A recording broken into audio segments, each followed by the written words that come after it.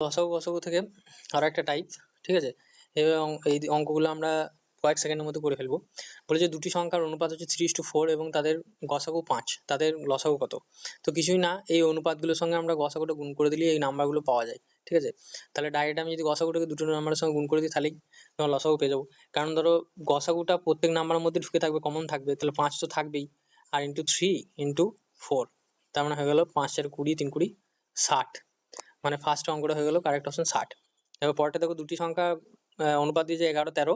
হ্যাঁ, যদি সংখ্যা দুটো গসাগু 7 হয় তাহলে সংখ্যা দুটি নির্ণয় করো। তো গসাগু সবসময় নাম্বারগুলোর মধ্যে থাকে, ঠিক আছে? হ্যাঁ, তোমায় দেখাচ্ছি। যেমন একটা সংখ্যা হবে কি, এই অনুপাতের সঙ্গে গুণ করবে 7 এবং 77 একটা, ঠিক আছে? আর এটা হবে 7 13 91। দেখো এই দুটো নাম্বারের মধ্যে 7 অলরেডি ঢুকে আছে, এখানে হচ্ছে 7 ইন্টু 11। হ্যাঁ, এর মধ্যে 7 ইন্টু 13। তো 7 তো কমন, আর কমনটাই কি হয়, গসাগু হয়, ঠিক আছে? সেই জন্য আমরা গুণ করতে পারছি এরকম করে। আর ওই জন্য এখানে ডাইরেক্ট গুণ করে অ্যান্সার বেরিয়ে গেল লসাগুটাতে। তো 7 তো এদের মধ্যে যদি লসাগু বার করতাম কি হতো, 7 তো কমন যেত, ইন্টু এই যে অনুপাত দুটো 11 আর 13 গুণ করে দিতে হতো, ঠিক আছে? কারণ লসাগু তো কমন আনকমন গুলো নিতে হয়। তাহলে এতে লসাগু কত হতো?